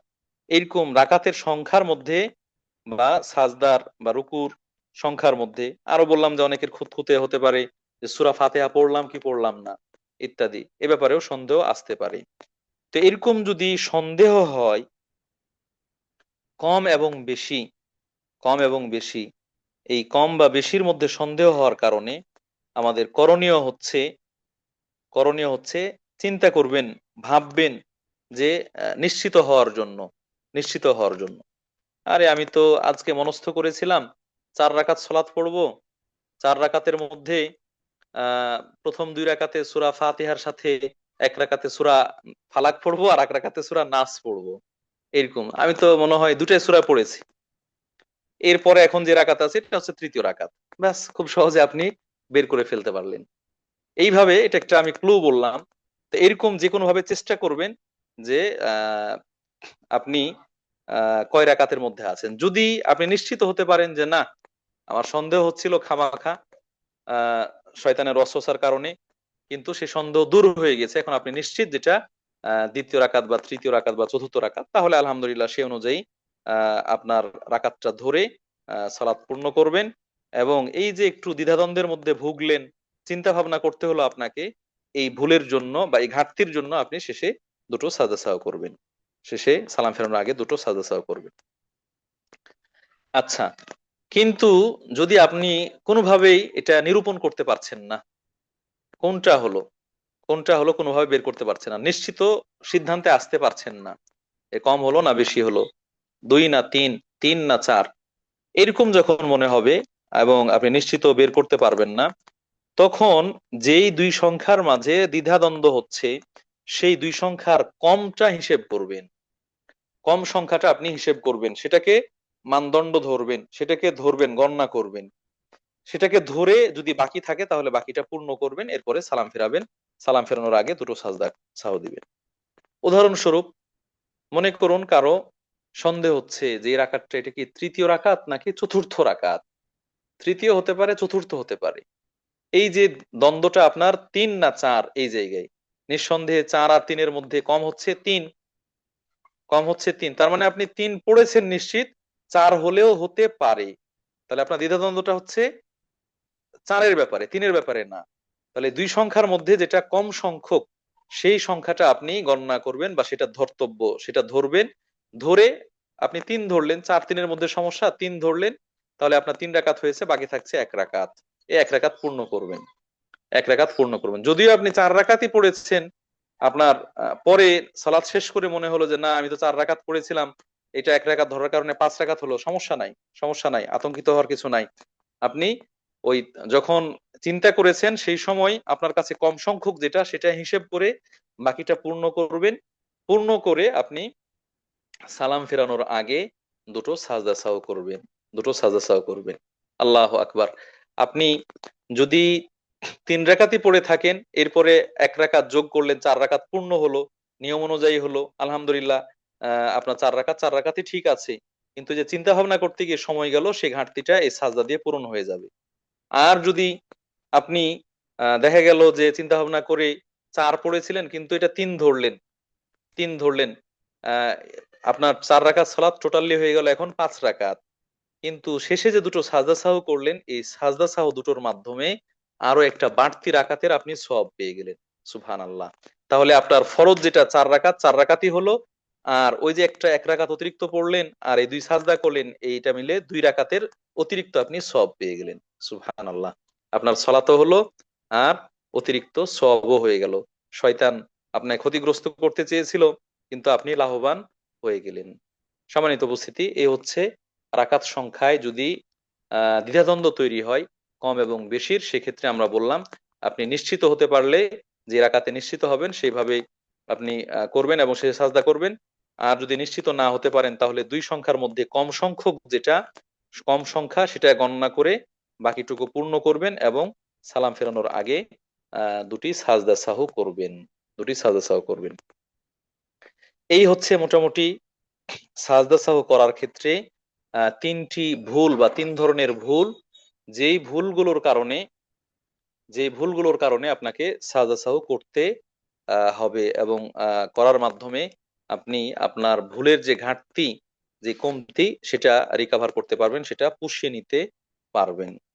আচ্ছা, এখানে আহ দুটো বিষয় মানে আলাদাভাবে বলার দরকার। 1 নম্বর বিষয় হচ্ছে, আমাদের সমাজে প্রচলিত এবং অনেকে এমনটা করেন, বিশেষ করে যারা হানাফি মাযহাব অনুসরণ করেন, তারা সাজদা সাহু করার আগে তারা কি করেন, মানে শেষ বৈঠকে বসে তাশাহুদ পড়েন, আত্তাহিয়াতু লিল্লাহ, এটা শেষ পর্যন্ত পড়ে ডান দিকে একবার সালাম ফিরান, ডান দিকে একবার সালাম ফিরান, আসসালামু আলাইকুম রাহমাতুল্লাহ। এরপরে এই সাজদা দুটো করেন, এরপরে সাজদা দুটো করেন, সাজদা দুটো করে উঠে আবার আহ তাশাহুদ পড়েন কিনা জানি না, আমার মনে হচ্ছে না এই মুহূর্তে, কিন্তু দরুদ এবং অন্যান্য দোয়া যা আছে সেগুলো সম্পন্ন করে তারপরে সালাম ফিরেন, তারপরে ডানে এবং বামে দুই দিকে সালাম ফিরেন। সম্মানিত উপস্থিতি, এই যে পদ্ধতি, এই পদ্ধতি কোথায় পেয়েছে আমার জানা নেই। আমার যতটুকু জানা, সে জানা অনুযায়ী এরকম পদ্ধতি এটা অথেন্টিক হিসেবে পাইনি, এমনটা অথেন্টিক হিসেবে পাইনি। বরং আমরা বললাম যে একাধিক হাদিস, যেটা বুখারী মুসলিমেও এসেছে, আল্লাহ রাসূল সাল্লাল্লাহু আলাইহি ওয়াসাল্লাম একেবারে সালাম ফেরানোর আগে 2 সাজদা করেছেন, তারপরে ডানে বামে সালাম ফিরিয়েছেন, অথবা সালাম ফিরিয়ে দিয়ে তারপরে 2 সাজদা করেছেন, এরপরে ডানে বামে সালাম ফিরিয়েছেন। দুইভাবেই এসেছে, কিন্তু এই পদ্ধতি যেটা প্রচলিত বললাম, এই পদ্ধতিটা আহ আমার জানা মতে হাদিস দ্বারা প্রমাণিত নয়। কারো জানা থাকলে যদি আমাদেরকে কোনো অথেন্টিকেশন এর দিকে ইঙ্গিত করেন, আমরা সেটা প্রুফ করার চেষ্টা করবো ইনশাআল্লাহ। দ্বিতীয়ত, আহ যদি জামাত অবস্থায় ইমামের কোনো ভুল হয়, জামাতে থাকা অবস্থায় ইমামের কোনো ভুল হয়, কমের কারণে বা বেশির কারণে বা দ্বিধাদ্বন্দ্বের কারণে, সংশয়ের কারণে, মুক্তাদির কিন্তু এরকম ভুল হয়নি, মুক্তাদি ভুল করেননি, কিন্তু ইমামের ভুলের কারণে ইমাম সাজদা সাহু করবেন, ইমাম সাজদা সাহু করবেন, মুক্তাদিকেও সেই সাজদা সাহু করতে হবে, মুক্তাদিকেও সেটা করতে হবে, যেহেতু তিনি ইমামের অনুসরণ করছেন, সেই হিসেবে তাকেও সেটা করতে হবে। এমনকি আমরা বললাম যে যদি ইমামের পরে এসে অংশগ্রহণ করেন, ইমামের ভুল হয়েছিল আগের রাকাতগুলোতে, তিনি শেষ রাকাতে এসেছেন, তারপরেও ইমাম সাজদা সাহু করলে তাকে সাজদা সাহু করতে হবে। আমাদের সমাজে এটাও আমি প্রচলিত দেখেছি, যে বিশেষ করে হানাফি মাযহাবে কেউ আসরের নামাজ 4 রাকাত, আসরের নামাজ 4 রাকাত, কিন্তু ইমাম সাহেব 3 রাকাত পড়ে সালাম ফিরিয়ে দিলেন, ইমাম সাহেব 3 রাকাত পড়ে সালাম ফিরিয়ে দিলেন। এরপরে বলা হলো যে হুজুর সাহেব, নামাজ তো 4 রাকাত, আপনি 3 রাকাত পড়ে সালাম ফিরিয়ে দিয়েছেন। এখন দাঁড়িয়ে দাঁড়িয়ে ইমাম সাহেব কি করেন, আবার সকলকে নিয়ে নতুন করে 4 রাকাত নামাজ পড়েন, এমনকি একামত দিয়ে, হ্যাঁ, একামত দিয়ে নতুন করে 4 রাকাত নামাজ পড়েন। আল্লাহ আকবার, একেবারে হাদিস বিরোধী আমল, একেবারে হাদিস বিরোধী আমল। স্বয়ং আল্লাহ রাসূল সাল্লাল্লাহু আলাইহি সাল্লামের জীবনে এরকম ঘটনা ঘটেছে। তিনি 2 রাকাত পড়ে সালাম ফিরিয়ে দিয়েছেন। 4 রাকাত সালাত, কিন্তু 2 রাকাত পড়ে সালাম ফিরিয়ে দিয়েছেন। সালাম ফিরানোর পরে তিনি নিজের জায়গা থেকে উঠে গিয়েছেন। সেই সময় মানুষরা আল্লাহ রাসূলকে বলার সাহস করতে পারেননি। আবু বকর আছেন, ওমর আছেন, তারা পরস্পর কথা বলছেন যে নামাজ তো কম হয়ে গেল, এটা কিভাবে বলবেন বলবেন না ইত্যাদি, এরকম সংকোচে আছেন। শেষ পর্যন্ত একজন সাহাবী, দুল ইয়াদাইন বলা হয় তাকে, নাম হচ্ছে খেরবাক বিন আমর, তিনি গিয়ে আল্লাহ রাসূলকে বলেন, আল্লাহ রাসূল, নামাজ কি কমিয়ে দেওয়া হয়েছে নাকি আপনি ভুলে গেছেন? 4 রাকাত নামাজ কমিয়ে কি 2 রাকাত করে দেওয়া হয়েছে নাকি আপনি ভুলে গিয়েছেন? কেন? আহ, বললেন যে আপনি তো 2 রাকাত পড়েছেন। আল্লাহ রাসূল সাল্লাল্লাহু আলাইহি ওয়াসাল্লাম এটা কনফার্ম হলেন আবু বকর অন্যান্যদেরকে জিজ্ঞাসা করে, তারাও বললেন যে হ্যাঁ আল্লাহ রাসূল, আপনি 2 রাকাত পড়ে সালাম ফিরিয়ে দিয়েছেন। তখন আল্লাহ রাসূল সাল্লাল্লাহু আলাইহি সাল্লাম এসে বাকি 2 রাকাত পড়লেন, 2 রাকাত পড়ে সাজদা সাহু করে সালাম ফিরিয়েছেন। স্পষ্ট হাদিস। অথচ তারা কি করেন, 1 রাকাত বাদ ছিল এই কারণে আবার নতুন করে 4 রাকাত পড়েন, যেটা ঠিক নয়, যেটা ঠিক নয়। জি, এটা হলো ইমামের অবস্থা বললাম। আর যদি নামাজের ভিতরে জামাত চলাকালীন অবস্থায় মুক্তাদি ভুল করেছে, ইমাম ভুল করেনি, ইমামের গতিতে চলছেন, কিন্তু মুক্তাদি উনি আহ সাজাতে গিয়ে ওই যে সাজাতে পড়েছেন তো পড়েছেন, এরপরে যে ইমাম উঠেছেন এটা আর তার মনে নাই, বা তিনি ঘুমিয়ে গিয়েছেন, বুঝতে পারেননি। পরে যখন আবার সাজদায় গিয়েছেন ইমাম সাহেব, তখন তিনি টের পেয়েছেন। তো উনি মাথা উঠিয়ে আবার সাজদা করলেন। তো এখানে 2 সাজদার মধ্যে যে বসতে হতো, এই বসাটা তো তার হলো না, এই ক্ষেত্রে তার ভুল হয়ে গেল। অথবা এই ধরনের, ধরেন ইমামের পিছনে থাকা অবস্থায় আল্লাহ আকবার বলতে হবে, আল্লাহ আকবার বলে রুকু থেকে যাবে, রুকু থেকে মানে উঠবে, সেজদায় যাবে ইত্যাদি তাকবীর, এরকম তাকবীর বলেনি।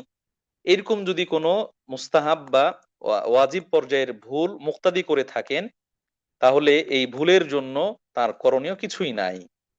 তার ভুলের জন্য ইমাম যে সাজদা দিবেন এমনটা নয়, অথবা তাকে আলাদা করে সাজদা দিতে হবে এমনটাও নয়, এটা কিছুই নাই। যেহেতু তিনি ইমামের অনুসরণ করছেন, অতএব তার এই ছোটখাটো ভুলগুলো এটা মাফযোগ্য, এটা ধর্তব্য হবে না, গ্রহণযোগ্য হবে না। তবে জামাত চলা অবস্থায় যদি মুক্তাদির ইন্ডিভিজুয়ালি কোনো রুকন ছুটে যায়, যেমন আগের উদাহরণটাই বললাম, যে সাজদায় গিয়েছেন, প্রথম সাজদায় গিয়ে সাজদাতেই পড়ে আছেন, ইমাম সাহেব সাজদা করে আবার দাঁড়িয়ে গিয়েছেন, কেরাত পড়তেছেন, তারপরে কেরাতের আওয়াজ শুনে তার মনে হয়েছে আমি না ঘুমিয়ে আছি, তাহলে ওই ব্যক্তির তো এক সাজদা হলো, তার তো একটা রুকন ছুটে গেল। ওই ব্যক্তির ক্ষেত্রে ওই রাকাতটা বাদ চলে যাবে, ওই রাকাতটা বাদ চলে যাবে। তাকে ইমাম সালাম ফিরিয়ে দিবেন, তিনি দাঁড়িয়ে আবার আরেক রাকাত পূর্ণ করবেন, ওই ব্যক্তি আরেক রাকাত পূর্ণ করবেন। এইভাবে তারটা তিনি মাসবুক হলে, শুরুতে যে মাসালাটা বলেছিলাম আমরা, তিনি যেভাবে করেন সেভাবে বাকি রাকাতটা তিনি পূর্ণ করবেন। এক্ষেত্রে আহ, রোকন ছোটা ছোটা পড়লে, বাদ চলে গেলে সেক্ষেত্রে অবশ্যই সেটা আর কি করতে হবে, সেটা আদায় না করা পর্যন্ত সালাত পূর্ণ হবে না। অতএব ইমামের সালামের পরে তিনি সালাম ফিরাবেন না, তিনি বসে থাকবেন। ইমাম সালাম ফেরানো শেষ হলে তিনি তাকবীর দিয়ে দাঁড়াবেন, এরপরে 1 রাকাত পূর্ণ করে তারপরে তিনি তার নিজের সালাম ফেরাবেন। আহ সম্মানিত উপস্থিতি, আমার মোটামুটি যে বিষয়গুলো মনে হচ্ছিল বা বলা প্রয়োজন, গুরুত্বপূর্ণ বিষয়, সেগুলো আমরা আলোচনা করলাম মাসবুক হলে ইমামের সাথে জামাতের কিছু অংশ পেলো না, সেই ক্ষেত্রে কি বিধান সেটা আলোচনা করলাম। নামাজের মধ্যে ইমাম যদি কোনো ভুল করে তাকে সতর্ক করা, তার দৃষ্টি আকর্ষণ করার ব্যাপারে কি বিধান সেটা বললাম। এরপরে নামাজের মধ্যে যদি তেলাওয়াতুল কোরআন, কোনো আয়াত তেলাওয়াত করা হয় যার মধ্যে সাজদা রয়েছে, তাহলে সাজদা করার নিয়ম বিধিবিধান সেটা বললাম। আর আমরা ভুল করলে বা সন্দেহ সংশয়ে পড়ে গেলে সেক্ষেত্রে কিভাবে করতে হবে সেই সংক্রান্ত একাকী এবং জামাতের সাথে বিধান সেটা বললাম। এখানে আরেকটু বিষয় না বললেই নয়, সেটা হচ্ছে যে মনে করুন 4 রাকাত বিশিষ্ট সালাত, এশার নামাজ, উদাহরণস্বরূপ মনে করুন এশার নামাজ বা আসরের নামাজ জামাত চলছে, এই জায়গায় 4 রাকাত পড়া হয়ে গেছে। 4 রাকাত পড়ে 2 রাকাত পড়েছিলেন, বৈঠক করেছেন, এরপরে 4 রাকাত পড়ে তো শেষ বৈঠকে সালাম ফিরাবেন, কিন্তু ইমাম সাহেব বৈঠকে বসেননি, তিনি ভুল করে দাঁড়িয়ে গেছেন, তিনি মনে করছেন যে 3 রাকাত হয়েছে, 1 রাকাত বাকি আছে, সে হিসেবে তিনি দাঁড়িয়ে গেছেন। কিন্তু মুক্তাদিরা, তারা তো জানছেন যে না এটা চতুর্থ রাকাত, এখন বৈঠক করতে হবে। নিয়ম অনুযায়ী মুক্তাদিরা ইমামের দৃষ্টি আকর্ষণ করছেন, সুবহানাল্লাহ সুবহানাল্লাহ বলছেন, কিন্তু ইমাম ফিরে আসছে না, ইমাম দাঁড়িয়ে গেছে কেরাত পড়তেছে। এই ক্ষেত্রে মুক্তাদিরা কি করবেন? এই ক্ষেত্রে নিয়ম হচ্ছে মুক্তাদিরা বসেই থাকবেন। এই জায়গায় ইমামের অনুসরণ করা যাবে না। মুক্তাদিরা বৈঠকে বসেই থাকবেন। ইমাম যদি তাদের আওয়াজ পেয়ে সতর্ক হয়ে তিনি বুঝতে পারেন, অনুধাবন করতে পারেন যে না এটা তো পঞ্চম রাকাত হয়ে যাচ্ছে, তিনি তাৎক্ষণিক বসে যাবেন। তিনি তাৎক্ষণিক বসে যাবেন, কেননা ইচ্ছাকৃতভাবে বাড়ানো যাবে না। তিনি যখন নিশ্চিত হয়ে গেলেন যে এটা তো পঞ্চম রাকাতে দাঁড়িয়ে গিয়েছি, তাকে কি করতে হবে? তাৎক্ষণিক বসে যেতে হবে। বসে গিয়ে তিনি বৈঠক করবেন এবং তার যে এই বাড়তি কাজটুকু হলো এর জন্য সাজদা সাহু করবেন, অন্যরা সকলেই সাজদা সাহু করবেন। একাকী নামাজ পড়ার ক্ষেত্রেও যদি কারো এরকম হয়, 4 রাকাত নামাজ, জোহর বা আসর বা এশা, তিনি চতুর্থ রাকাতে না বসে দাঁড়িয়ে গেলেন পঞ্চম রাকাতে, দাঁড়ানোর পরে তার মনে হলো যে এটা না চতুর্থ রাকাত, তিনিও তাৎক্ষণিকভাবে বসে যাবেন। কেননা নিশ্চিত হওয়ার পরে আর সালাতকে অনিয়ম করার সুযোগ নেই, বাড়িয়ে পড়ার সুযোগ নেই। তিনি তখনই বসে যাবেন, বসে বৈঠক করবেন এবং সালাম ফেরানোর আগে দুটো সাজদা সাহু করবেন। এই হলো মোটামুটি বিধানগুলো। আমরা যতটুকু জানলাম, আল্লাহ জানার তৌফিক দিলেন, আলোচনা করার সুযোগ দিলেন। এর মাধ্যমে আমাদের সালাতের মধ্যে ভুল ত্রুটি হলে সেগুলো আমরা সংশোধনের সুযোগ পেলাম। আল্লাহ রাব্বুল আলামিন আমাদেরকে এভাবে আমাদের বিষয়গুলো জেনে বুঝে তার মাঝে যে ভুল ভ্রান্তি গুলো আছে সেগুলো সংশোধন করে, প্রথমত ভুল ভ্রান্তি যেন না হয় মনোযোগ দিয়ে আমরা যথানিয়মে আদায় করতে পারি, সেগুলো আলোচনা করেছি সেভাবে আল্লাহ তৌফিক দান করুন। এরপরে যদি ভুল ভ্রান্তি হয়ে যায় তাহলে আমরা যেন এগুলো সংশোধন করার চেষ্টা করি। যদি কারো এই সাজদা সাহু দেওয়ার কথা দিতে হবে এটা জানেন, এরপরে দেওয়ার আগ দিয়ে মনে নাই, সালাম ফিরিয়ে দিয়েছেন, ভুলে গেছেন সাজদা সাহুর কথা, মানে একে তো ভুল করলেন ওইদিকে, আবার সাজদা সাহু দিতে হবে এটাও ভুলে গেলেন, এরকম হয়। পরবর্তীতে কাছাকাছি সময় তার মনে হয় ওই বেলায় অথবা ওই ওক্তের পরে আর এক ওক্তের পরে, তাহলে যখন মনে হবে তখন তিনি সাজদা সাহু করে দিবেন, সাজদা সাহু করবেন। আর যদি তাও মনে না হয়, 1-2 দিন পার হয়ে যায়, সময় ক্ষেপণ হয়ে যায়, তাহলে আর সাজদা সাহু করতে হবে না, তার সালাতের যে ঘাটতি সে ঘাটতি থেকে যাবে, এটা আর রিকভার করার সুযোগ থাকবে না। তো আল্লাহ রাব্বুল আলামিন আমাদেরকে সঠিকগুলো জেনে বুঝে সে অনুযায়ী আমল করার তৌফিক দান করুন। আমাদের সালাতটা যেন পরিপূর্ণ হয়, এর মধ্যে কোনো ঘাটতি না থাকে, অসম্পূর্ণতা না থাকে, আল্লাহ রাব্বুল আলামিন সেভাবে আমাদেরকে সালাত আদায় করার তৌফিক দান করুন, আমিন। আল্লাহুম্মা আমিন। যারা দীর্ঘ সময় ধরে আমাদের সাথে সংযুক্ত আছেন, সম্পৃক্ত আছেন, আমরা আল্লাহ রাব্বুল আলামিনের কাছে দোয়া করছি, আল্লাহ রাব্বুল আলামিন আপনাদের এই মেহনত, আপনাদের পরিশ্রম, আপনাদের এই সময়ের কোরবানি এটা কবুল ও মঞ্জুর করুন। আমাদের সকলকে উত্তম জাযা দান করুন, উত্তম বিনিময় দান করুন। আল্লাহ রাব্বুল আলামিন আপনি আমাদের ভুল ত্রুটিগুলো ধুয়ে মুছে সাফ করে দিন, আমাদেরকে পুত পবিত্র বানিয়ে দিন। আমাদের ছোট বড় জানা অজানা, প্রকাশ্য প্রকাশ্য, ইচ্ছাকৃত অনিচ্ছাকৃত সকল ধরনের পাপগুলো আপনি মাফ করে দিন। আমাদেরকে পাপ পঙ্কিলতা থেকে ধুয়ে মুছে সাফ করে দিন। অনেকেরই বাবা মা ভাই বোন আত্মীয় স্বজন সহ মারা গিয়েছেন, আল্লাহ রাব্বুল আলামিন আপনি মুসলিম মৃতদেরকে মাফ করে দিন, তাদের ভুল ত্রুটিগুলো মাফ করে দিন, তাদের কবরের আযাব মাফ করে দিন, কবরকে জান্নাতের সাথে সম্পৃক্ত করে দিন। আল্লাহ রাব্বুল আলামিন অনেকে অসুস্থ রয়েছেন, হসপিটালে বিছানায় শুয়ে আছেন, বাড়িতে শয্যায় শুয়ে আছেন, আল্লাহ রাব্বুল আলামিন অসুস্থদেরকে আপনি সুস্থতা দান করুন। আল্লাহ রাব্বুল আলামিন বাংলাদেশ সহ বিভিন্ন এলাকায় হাম, আরো ভাইরাল ফিভার সহ মৌসুমী অনেক ধরনের অসুখ বিসুখ বালা মুসিবত সেগুলো ব্যাপক আকার ধারণ করছে। সেগুলো থেকে আমাদেরকে, আমাদের সন্তানদেরকে, আমাদের আত্মীয় স্বজনদেরকে, মুসলিমদেরকে আপনি হেফাজত করুন, নিরাপদে রাখুন। যেন এই অসুখ বিসুখ গুলো এর মাধ্যমে আমাদের বালা মুসিবত ইত্যাদি দূর হয়ে যায় এবং এটা পাপ মোচনের মাধ্যম হয়, সম্মান বৃদ্ধির মাধ্যম হয়, সে তৌফিক দান করুন। আল্লাহ রাব্বুল আলামিন যারা দীর্ঘমেয়াদী অসুখে জড়িয়ে আছেন তাদেরকে আপনি পরিপূর্ণ সুস্থতা দান করুন। আর যদি তাদের দুনিয়া থেকে বিদায় হওয়াটাই কল্যাণকর হয়, তারা যেন ঈমানের সাথে সৎ আমলের মধ্য থেকে পরিপূর্ণ মুমিন ও মুসলিম হয়ে দুনিয়া থেকে স্বাভাবিকভাবে মৃত্যুবরণ করতে পারেন, সে তৌফিক দান করুন। আমিন, আল্লাহুম্মা আমিন। আল্লাহ রাব্বুল আলামিন অনেক মা বোনেরাই পারিবারিক অশান্তি, কলহ, ঝগড়া, বিবাদ ইত্যাদির মধ্যে আছেন। আপনি তাদের সেই অশান্তিগুলো দূর করে দিন, শান্তিতে পরিবর্তন করে দিন। তাদের পরিবারকে ঈমানি পরিবার, ইসলামী পরিবার, মুসলিম পরিবার হিসেবে গড়ে তোলার তৌফিক দান করুন। উভয়ের মাঝে যে ভেদাভেদ আছে, দূরত্ব আছে, সেগুলো দূর করে দিয়ে আপনি শান্তিপূর্ণভাবে সহাবস্থান করার ব্যবস্থা করে দিন। আল্লাহ রাব্বুল আলামিন বিশ্বব্যাপী আধিপত্যবাদ, আমেরিকা এবং ইসরায়েলের যে আগ্রাসন, আহ তাদের এবং পাশাপাশি ইরানের যেই প্রতিবাদ এবং প্রতিহত এবং অন্যদের উপর জুলুম ও আগ্রাসন, এইগুলোর আল্লাহ রাব্বুল আলামিন আপনি তাদের ষড়যন্ত্র দিয়ে তাদেরকে ধ্বংস করে দিন এবং তাদের আগ্রাসন থেকে প্রত্যেকটা মুমিন ও মুসলিমকে আপনি হেফাজত করুন, নিরাপদে রাখুন। আল্লাহ রাব্বুল আলামিন বিশ্বে আপনি শান্তি প্রতিষ্ঠিত করুন, ইসলাম ও মুসলিমদেরকে সমুন্নত করুন, বিজয়ী দান করুন। আল্লাহ রাব্বুল আলামিন ইসলামের শত্রুদেরকে আপনি ধ্বংস করুন, মুসলিমদেরকে নিরাপত্তা দান করুন। আল্লাহ রাব্বুল আলামিন আপনার দিনকে জানার জন্য, বোঝার জন্য যারা যেভাবে চেষ্টা করছে তাদের চেষ্টাগুলোকে সহজ করে দিন, কবুল ও মঞ্জুর করে নিন। যারা দিনকে প্রচার প্রসারের জন্য ভূমিকা রাখছে আপনি তাদের ভূমিকাগুলো কবুল ও মঞ্জুর করে নিন। বিপদ আপদ বালা মুসিবত থেকে হেফাজতে রাখুন, তার উত্তম জাযা দান করুন। এসো আল্লাহর পথে কোরআনের আলোয় এই গ্রুপ এবং গ্রুপের সাথে সংশ্লিষ্ট যারা রয়েছেন, সহযোগী যারা রয়েছেন, আল্লাহ রাব্বুল আলামিন তাদেরকে উত্তম জাযা দান করুন। আমিন। সুবহান রাব্বিকা রাব্বিল ইজ্জাতি আম্মা ইয়াসিফুন ওয়া সালামুন আল মুরসালিন ওয়ালহামদুলিল্লাহি রাব্বিল আলামিন।